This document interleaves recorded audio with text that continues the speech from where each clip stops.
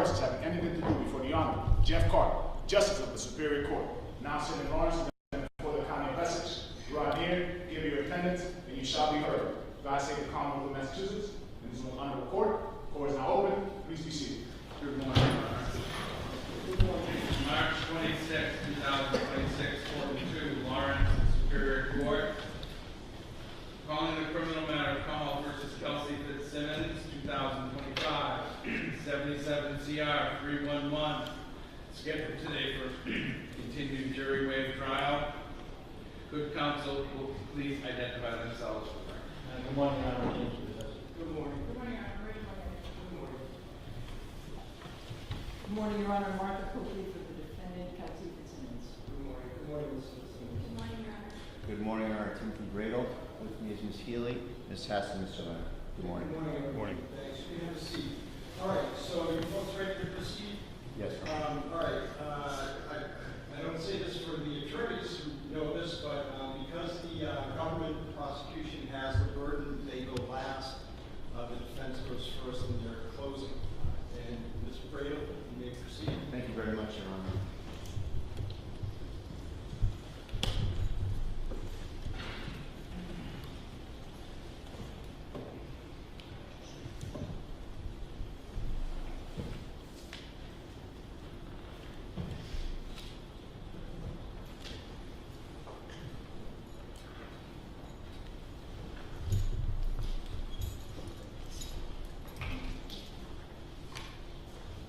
May it please the court. Yes. Counsel, ladies and gentlemen,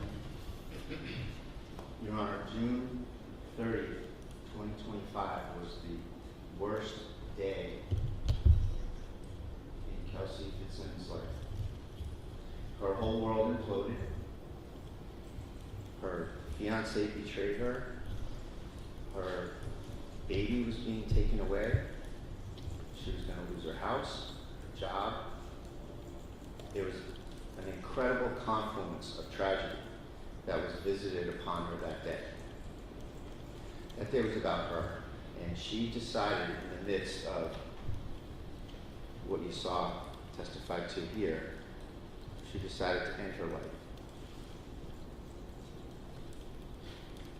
Patrick Noonan, when he came back up those stairs, Your Honor, walked into a suicide in progress. That gun was nowhere near him.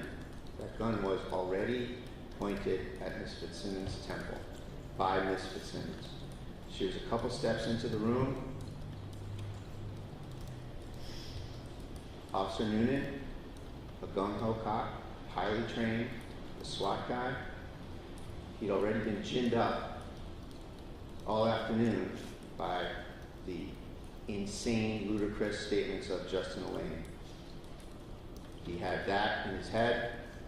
He walked in, and like all of us are susceptible to, he made a mistake. He shot too quick. He reacted too quickly. And instantly, he realized that he had to adjust the narrative. And that was easy, to just add 6 words to the equation, Your Honor. He said, words to the effect, she pointed the gun at me. 6 words. What did those words do at that time period? Those words made him the victim. Those words made him the hero. And those words, most important, made him untouchable.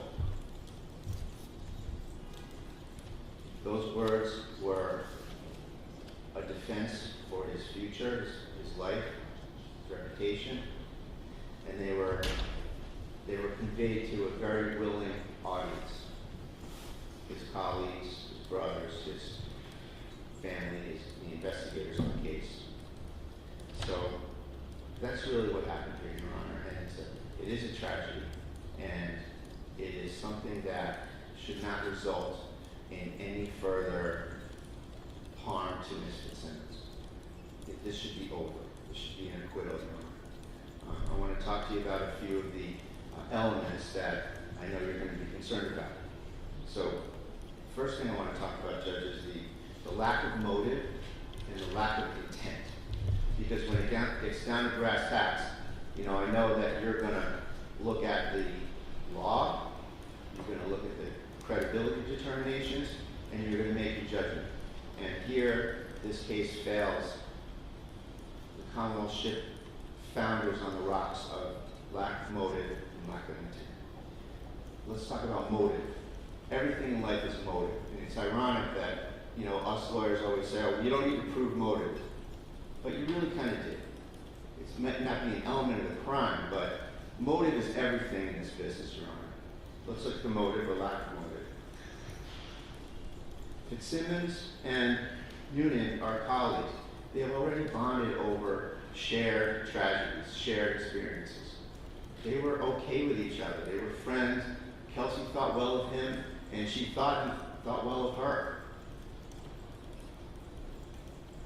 She knows he has a family. She knows who his family is. She's not going to harm this guy. She knows, Your Honor, that he didn't do this to her. She knows that Justin Elaine did this to her. And she's, probably most important, she's been in those shoes before, serving restraining orders. She knows she's just a messenger. She knows he's just a messenger.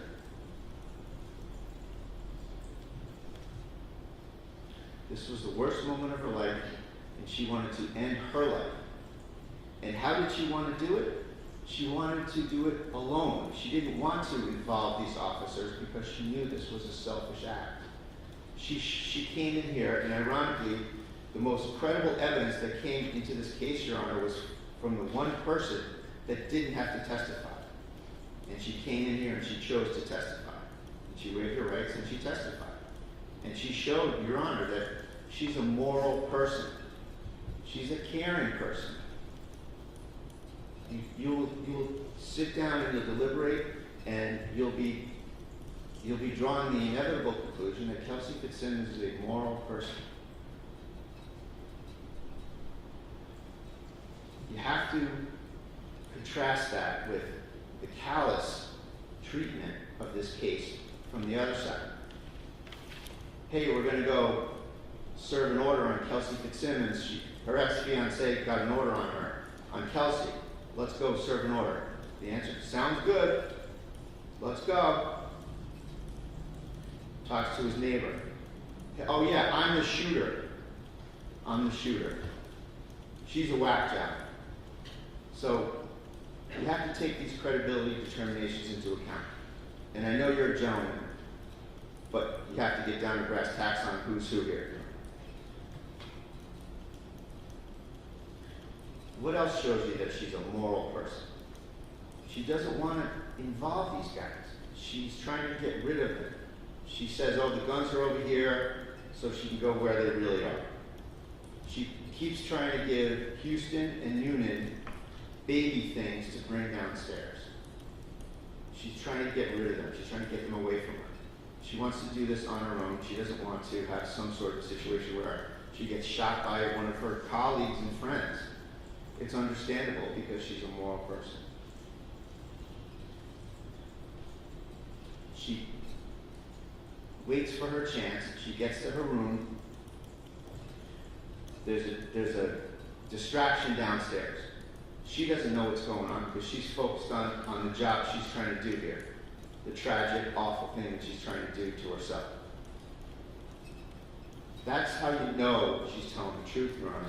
You saw in the room, and I'll show it to you in a minute, the chest that she got the gun from.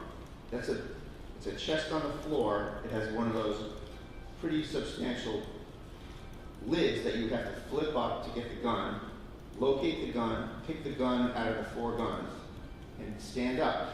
If Noonan was standing right there in the door frame, that would have never happened. All those events, that little series of events, he would have been able to stop it. He would have stopped it. It tells you that he's down the steps. He was interested in the distraction downstairs. He saw Kelsey folding some baby clothes, getting baby things ready. His attention, it's human nature. His attention was drawn to go back down the stairs. He walked down the stairs 2 or 3 steps, 4 steps, whatever. And Kelsey told you, Straight up, that was my chance. And she took it. And she went in the chest. Zip 51, Your Honor. I'll show you right now. She went in that chest, flipped up that lid, got the gun, stood up. She told you again, she's a moral person. She tried to keep the gun concealed. She made the motion like this, Your Honor, where she put the gun like this and she kind of walked over here. But she didn't want the police to see her with a gun. She held the gun to her stomach area. She walked to a clear area and she put the gun to her head. And that's what I mean when I say Officer Noonan came back up the stairs, and what did he walk into? He didn't walk into some Rambo woman trying to shoot him in the face. He walked into Kelsey, who you now know a little bit from her testimony. He walked into Kelsey's room, and Kelsey had a gun to her head. And he walked into a suicide in progress room.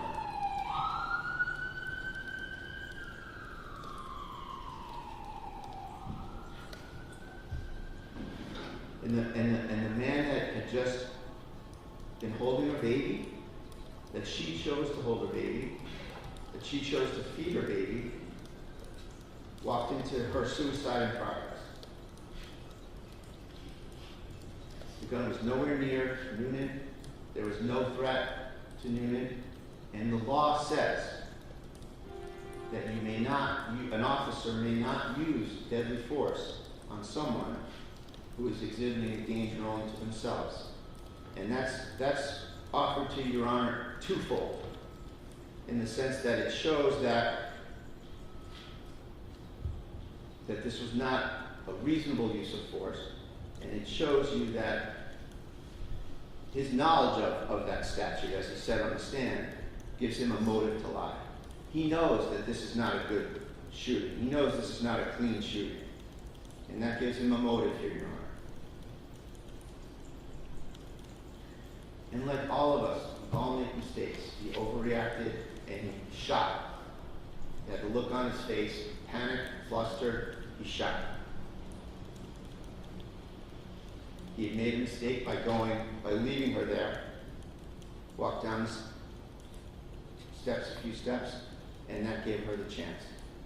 And when he did this, he knew immediately, Your Honor, that he had to adjust the narrative.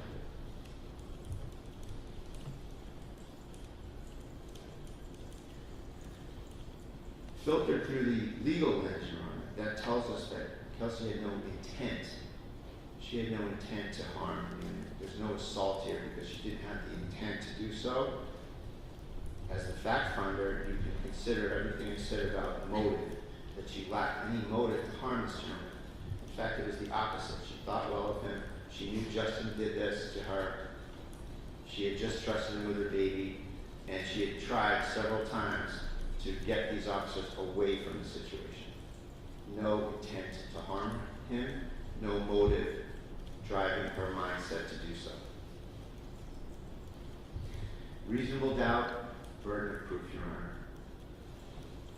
Where the evidence supports a reasonable and more plausible alternative,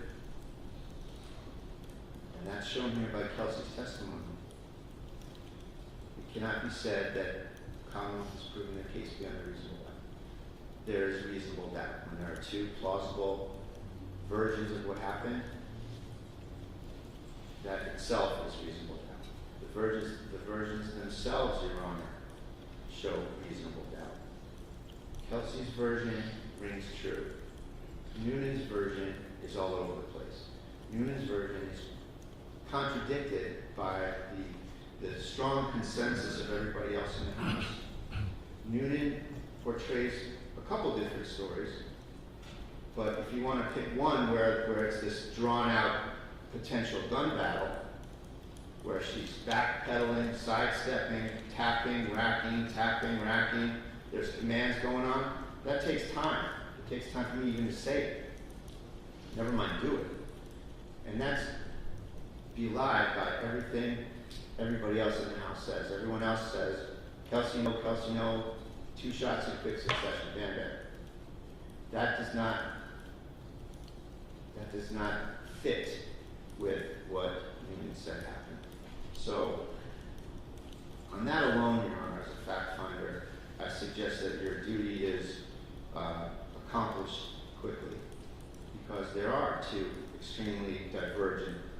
versions of this event, and Noonan's version has changed itself.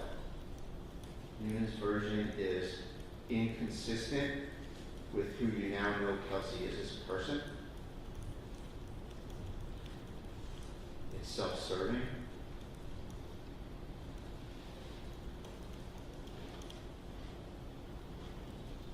And like I said, it makes him untouchable.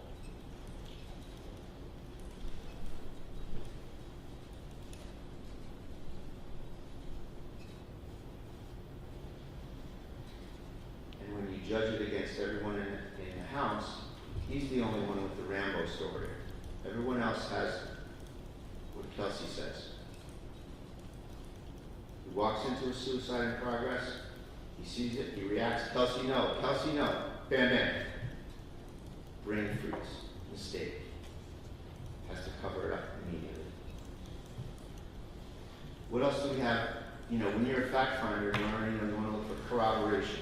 What's the corroboration on either side of this thing? Or lack of corroboration, which is what really it is here. You know, the big one, the big elephant in the room is that this department has no body cameras. We wouldn't even be here if they had body cameras. There's no evidence other than people's words. He said versus she said. That's oftentimes, almost all the time, not a good place to start for the Commonwealth.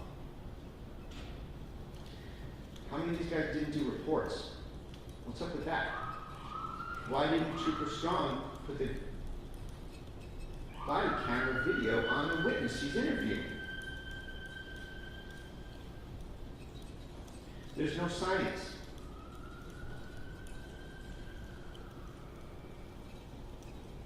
The testimony of everyone else in the house shatters his narrative.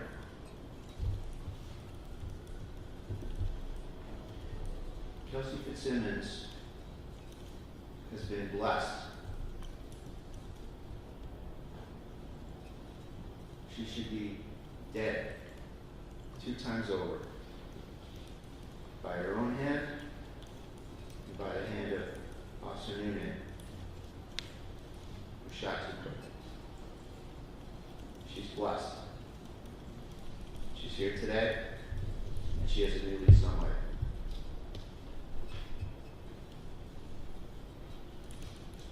Maybe that's why the investigation is what it is. And maybe that's why Neenan's story is so sloppy, because nobody expected her to be here today. Tell her truth. But she is human.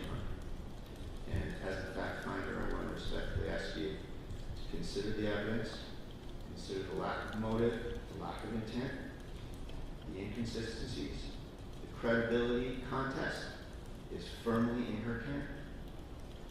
She came in here and she told you what happened. Unvarnished truth. And I ask you, find her not guilty. Thank you, Mark. Thank you, Mr. Bradl. Comment? Just a minute. Yeah.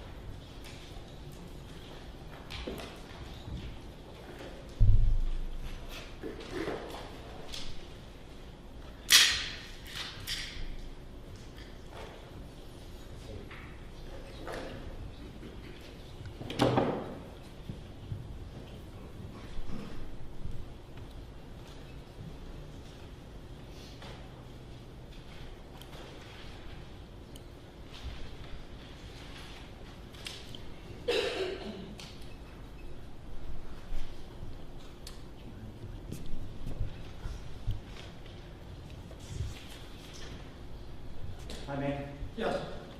every piece of credible evidence in this case proves one thing, that she's guilty. All the testimony, the scientific evidence, the physical evidence, the demonstrative evidence, Everything points to one conclusion: she is guilty. Even her own testimony proves she's guilty. Because it's impossible to have happened the way she said it. It is scientifically, mechanically impossible for it to happen the way she said it.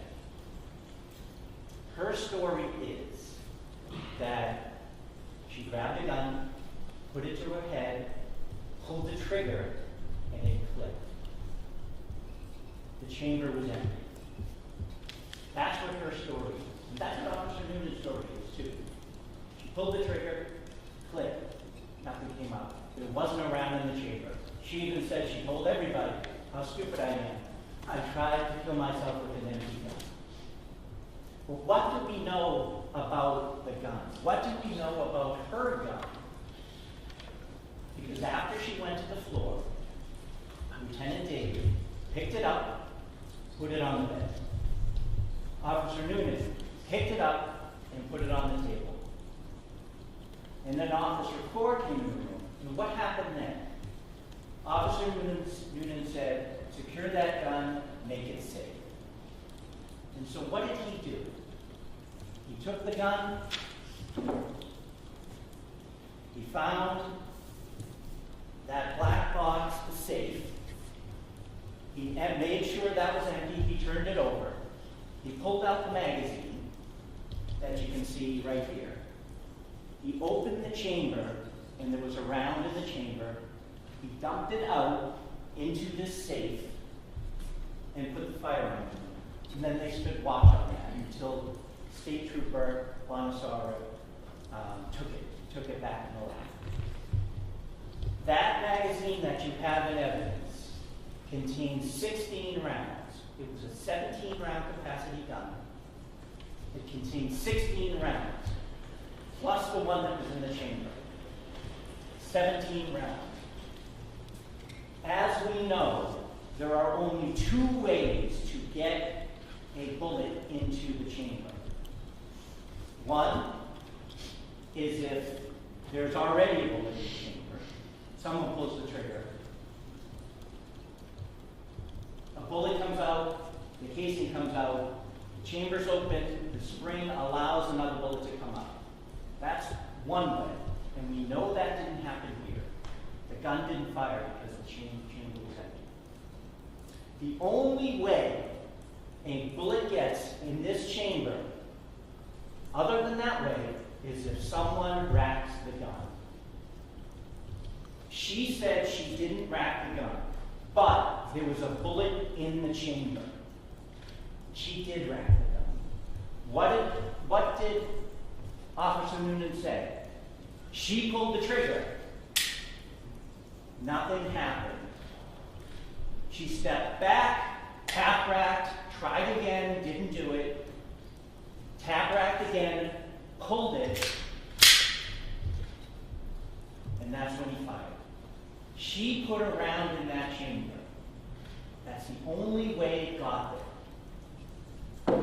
Her story can't be true. She got up on that stand and she lied to you. It's scientifically and physically impossible for her story to have happened the way she said. That's what the evidence shows. But she didn't just lie to you then. She lied again. She lied at the scene about where the guns were. And she admitted that, and I understand that, right? And she said she lied to the police because she decided to kill herself. But when did she say she said that? They had been to the house. They had talked to her, according to her. She now started contemplating all of the ramifications of what's going to happen to her. Because she's losing her life, her job, her son is being taken away, all of these things. And so she's going that over her head.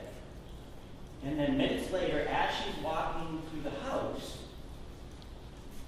she says, my gun's in the basement. Because that's the time she made the decision to kill herself. Later on. And we know that's a lie.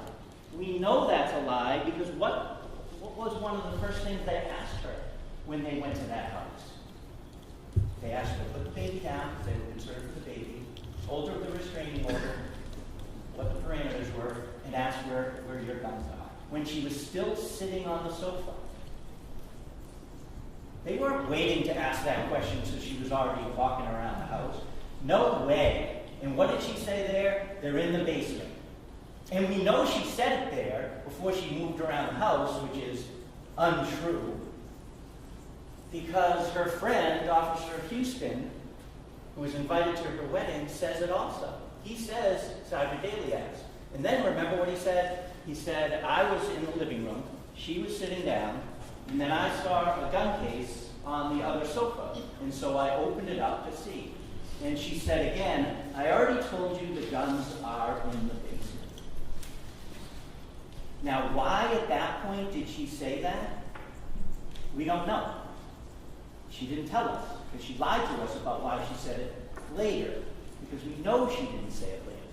So she lied again. You can't trust her. She also lied about knowing that her mom was in the house. She was upstairs. The officer, Noonan, I think it was, Noonan heard an older woman's voice down there and said, who is that? She says, I have no idea. She doesn't know her own mother's voice, her best friend that she just talked to come to the house. And she said she didn't know whose voice it was. Another lie. She said on the stand yesterday that she didn't know Justin was in the house.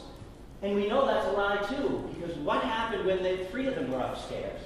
It's Noonan, it's Houston, and it's the defendant. She hears him downstairs. Houston hears him downstairs, and she says, keep him away from me. I don't want him in my house, or something to that effect. And that's when Houston went down to make sure he wasn't coming up and went to the basement. She knew he was in the house. She absolutely did, and she lied to you when she said she didn't yesterday. And you know what else she lied about? Something so simple, but it shows who she is. The restraining order. She said, the restraining order was taking my dog away. It says it. It doesn't say that. Nothing about the dog in there. I could go on about the lies, but I want to talk about the credible evidence. The credible evidence in this case. When Lieutenant Daly got a call, actually got a visit from Justin Elaine when he was in the lobby of the PD. And Justin told him he got into a 9A against Kelsey Fitzsimmons. And Detective Daly knew that she had been sectioned before, that she had guns, that they were taking the child away from her for a period of time. And so what did he do? He called Officer Houston. He asked Houston to call Daly to meet up. And why did he say he did that?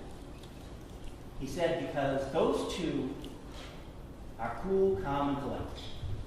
They don't panic. They keep things calm. That's what he said. And that's why when he called Houston, he said, can you call Daly? We've got to do this. And so he wants you to believe, defense counsel, that Pat Noonan was cavalier about, oh, okay, sounds good, we have to serve a restraining order. But that's not what happened. He was mischaracterizing it, and I hope you remember, in the grand jury minutes, because Houston had called Pat and said, hey, we got to serve an order, can you meet me by the school? Pat said, sounds good. It wasn't until he got over there, it wasn't until Lieutenant Daly was there that they learned really what they were going to do. And they went over there. And defense counsel asked Daly, you guys were cavalier about it, you knew her, weren't worried about the guns, all this stuff. And Lieutenant Daly said, no. No. His quote was, we had an increased level of vigilance. Everyone was more on point because they did know what they were walking into. They did know. They did know that she had been sectioned before. They did know there was going to be a baby in the house. They did know that she had guns. They did know at that point that she had parked her car far away.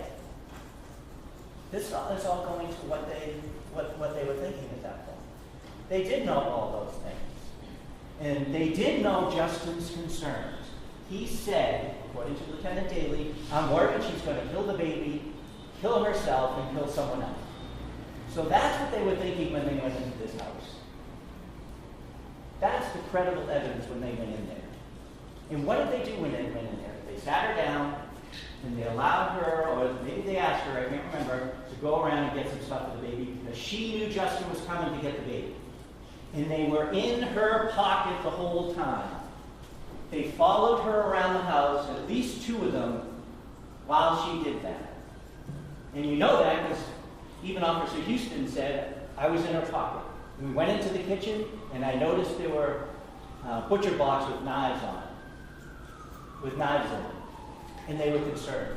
There was no chance they were leaving her alone. No chance they were leaving her alone. Officer Noonan.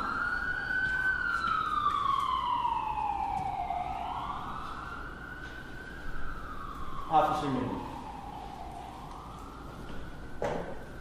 All of the testimony that you heard about Officer Noonan, even from the defendant, he's a gentleman, he's experienced, he is by the book, and his training and experience starting in the military, through boot camp, through security forces school, security forces squadron, with all the training he had, and Humvees and helicopters, and the SWAT team, 2 times a month training, clearing rooms, clearing buildings, hostage situations, missing persons, shoot, no shoot scenarios, twice a month, and a 40-hour block every year.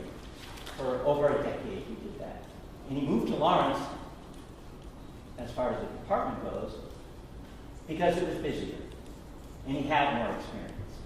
He was cool, calm, and collected. There's no doubt about that.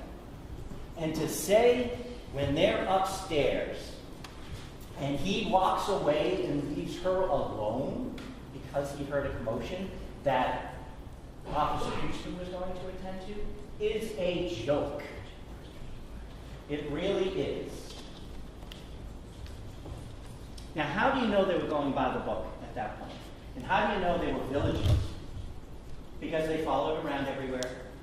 Because both Houston and Officer Noonan said she kept handing us things, and we kept putting them down. We wanted our hands free.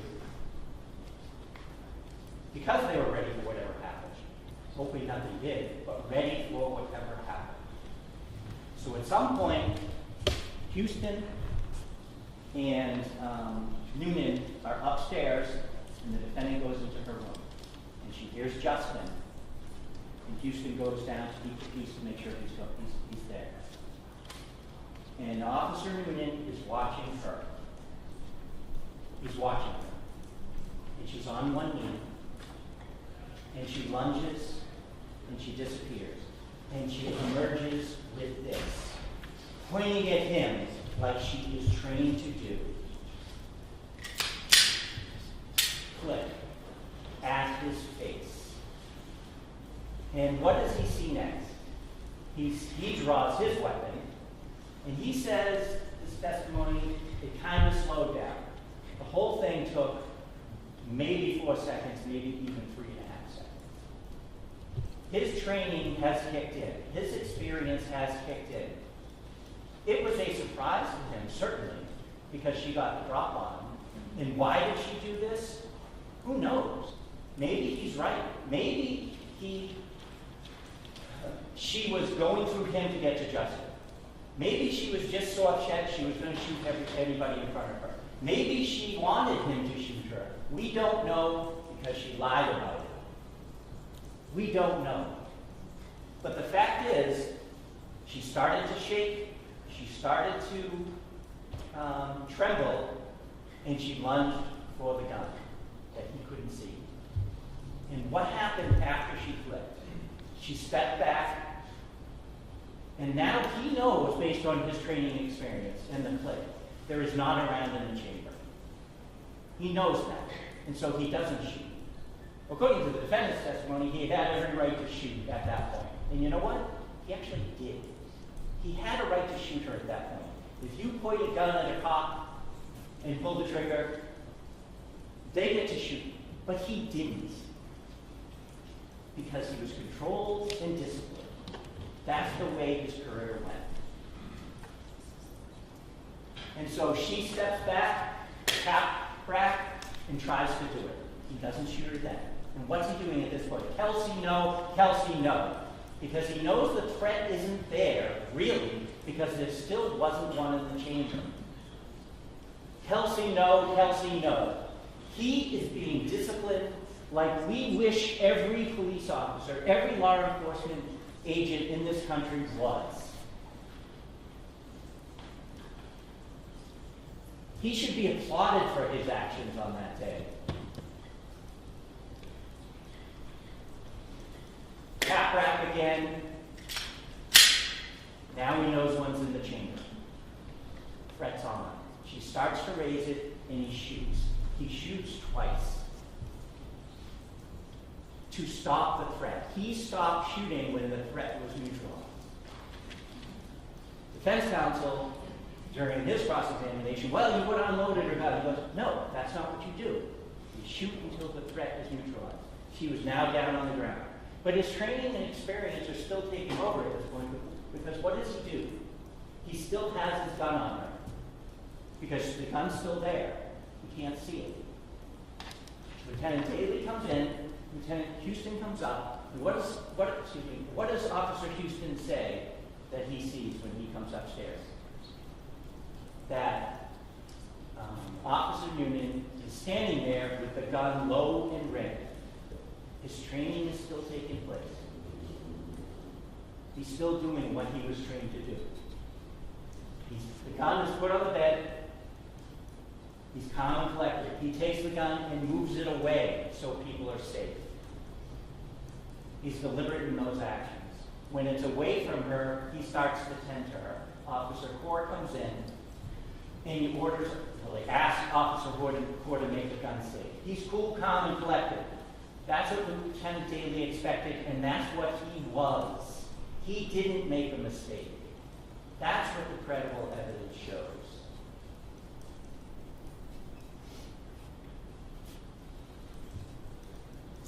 And what did he say to Officer Houston after? And this just goes to state of mind, I know. That she pointed the gun at me, and it clicked.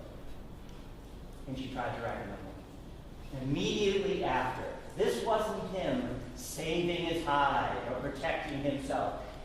Seconds after this happened, that's what he said.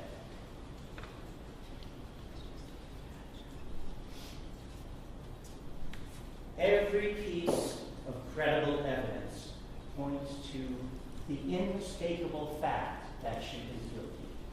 Every piece of physical evidence, scientific evidence, mechanical evidence, every piece of testimony from Daly to Houston to Core, even Lauren Page, the mother, even the defendant corroborates what Officer Noonan says. Every piece. Your Honor, I would suggest to you there is only one fair and just verdict in this case, and that is guilty. Thank you. Moving for sidebar. I'd like to speak with counsel anyway in sidebar for scheduling purposes.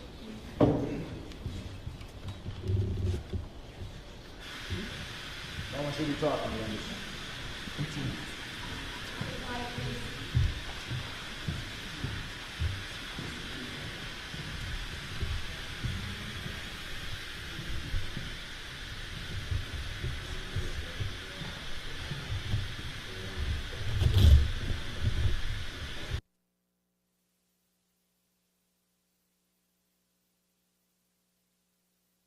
While you folks are returning, counsel are returning to counsel table, I'm just going to,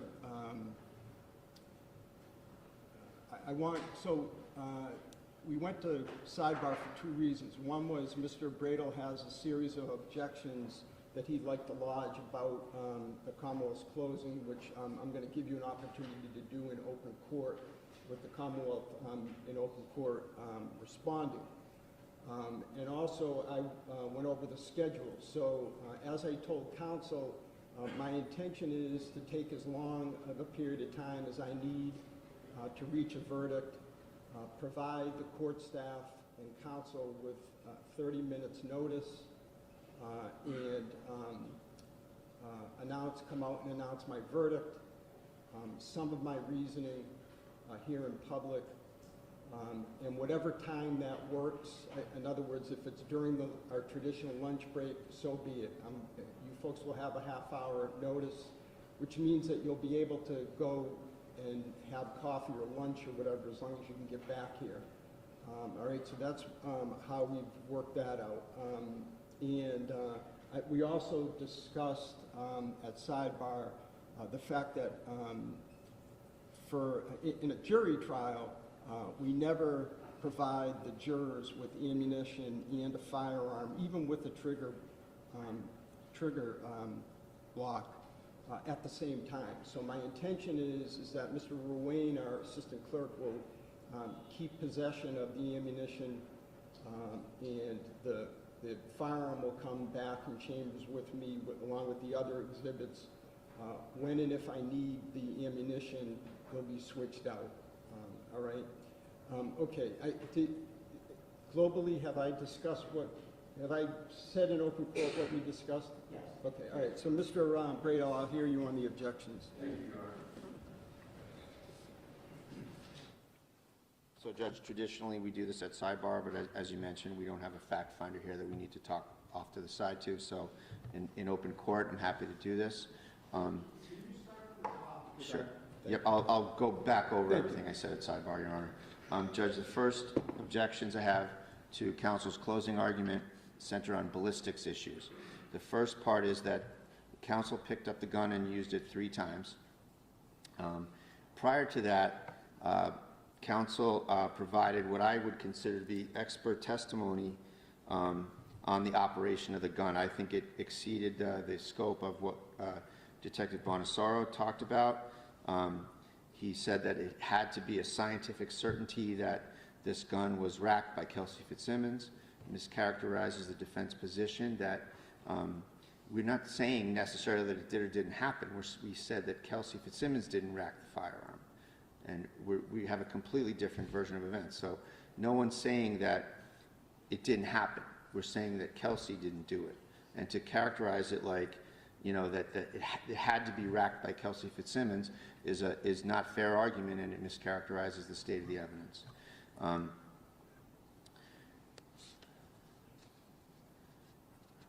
The second objection relative to ballistics, Your Honor, is that counsel was acting out.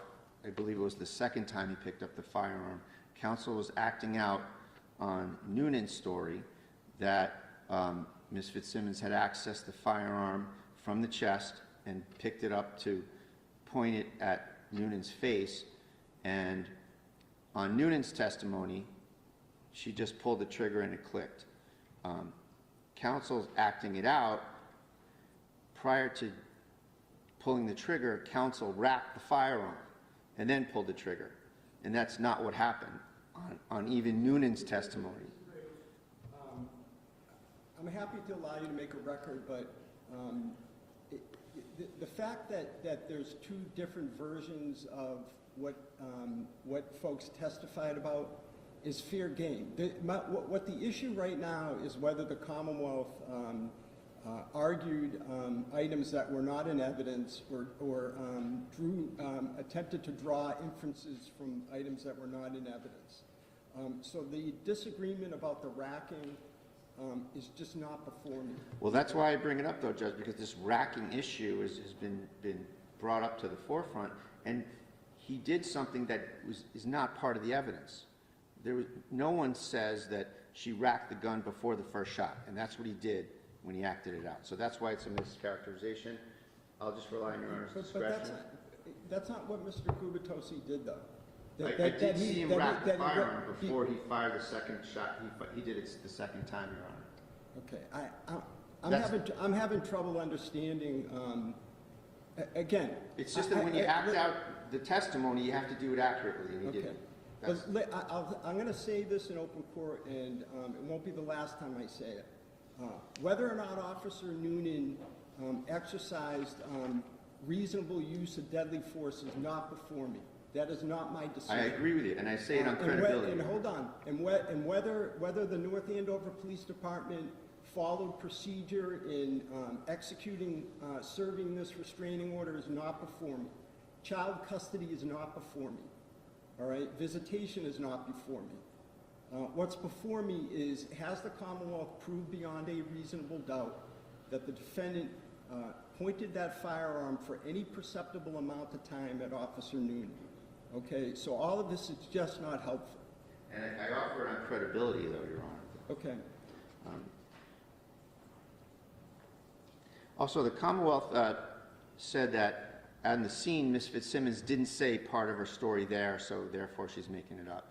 And whenever the Commonwealth tries to argue that somebody, a defendant, didn't say something, that's very dangerous ground for the Commonwealth, Your Honor, that the defendant is under no burden whatsoever to say anything, Your Honor. And here, to suggest that she's lying because she didn't say part of her story when she's shot in the chest at the scene is unfair argument, but it also violates her right to remain silent. And it's an intrusion on that, so I would object to that. I ask you not to consider that, Your Honor. Except that, Mr. Bradl, she waived her right to remain silent, right? She testified, so... At the scene, though, Judge. Isn't it fair game for the Commonwealth to discuss the testimony that your client offered? The testimony, yes, but he's saying that at the scene she didn't say XYZ when she didn't have to say XYZ at the scene.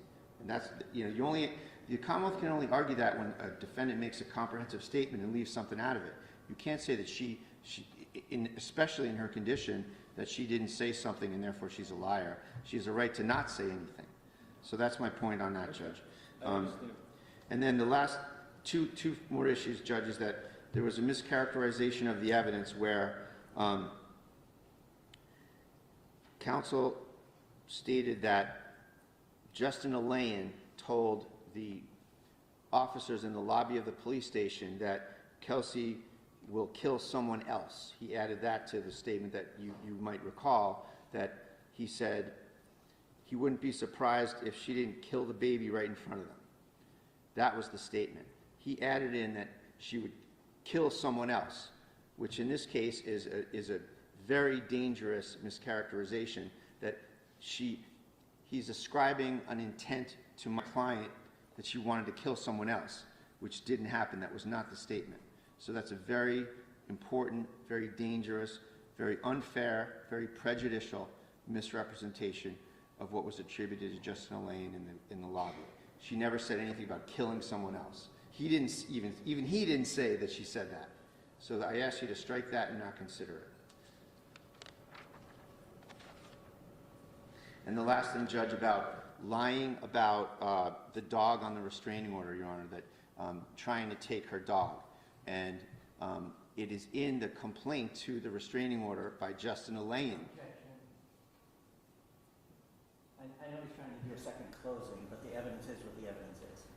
Yeah, but Judge, you can't say, when you have the discovery on the point, you can't say that something is a lie when you have the papers that show it's not a lie. And the box was checked in the complaint to get her dog. So that's a mischaracterization of the evidence that needs to be corrected, Your Honor. And that's my last point. Thank you.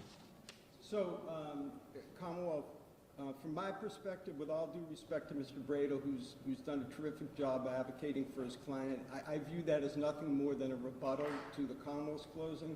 So I'll give you a few minutes to rebut these things. Let me say this, though. I don't believe that there was any evidence before me that Miss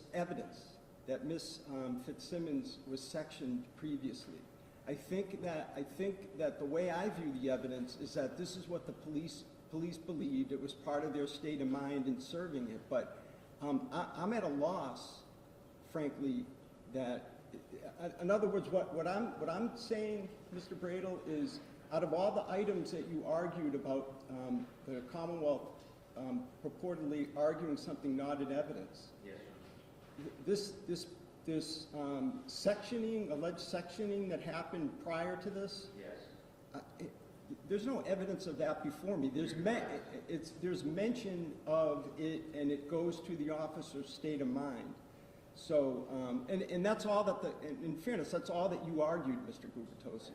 But I guess what I was getting at is if there was anything at all that came close, that would have been it. But Mr. Gubitose, I'll give you a few minutes for your rebuttal to the rebuttal. I don't think I trust you to have sifted through what's relevant, what's not relevant. The evidence is what the evidence is. Closings are not evidence. I would suggest to you that, I guess I do need to be heard, I guess, that I argued the evidence that came from the witness stand and from the exhibits to Rubanasaro absolutely describe the ways that a firearm works and how a round gets into the chamber, and I limited my explanation of that to what he described and the like. I don't need to make a second close. Thank you. You just did that. I'm a lawyer. What do you think about that? I respect that, both sides. All right, so at this point, why don't we, I said that I was going to step off for the gathering of the evidence. Let me not do that. I'd like the counsel to just make sure that all the evidence, the exhibits are in order. You'll note your contentment on both sides. If you folks can take a look at the verdict form as well. I don't know if you already have. It's not complicated, but you want, Mr. Bradl, have you seen the verdict form? No. All right, so one of you, officer, do you mind? Officer.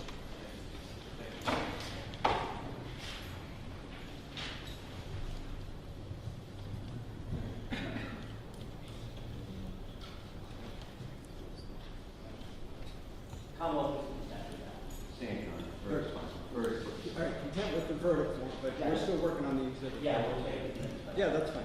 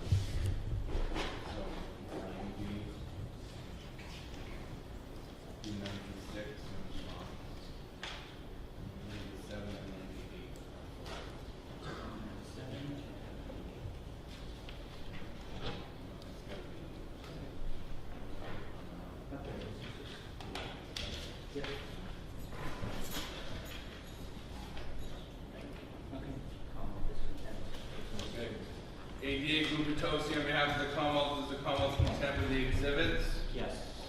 Attorney Bradl on behalf of the defendant, is the defendant content with the exhibits? Yes. And that would be, for both of you, exhibits number 1 through 98. Correct. correct? Yes. Plus the chalk, Mr. Clerk. Yes, and the jury instruction. Thank you. Yes. Okay, 98, I thought we had, what were there, 100 exhibits? No, 90. Okay. I'm sorry, okay. All right, so in Mr. Wayne, I think it makes sense as a jury trial for you to swear our court officer in.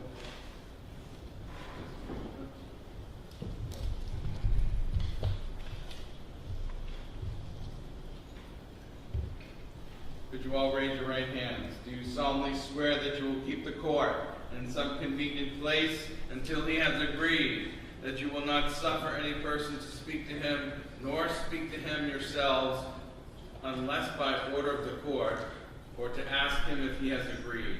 And when he has agreed, you will return him into court unless the court shall otherwise order, so help you God.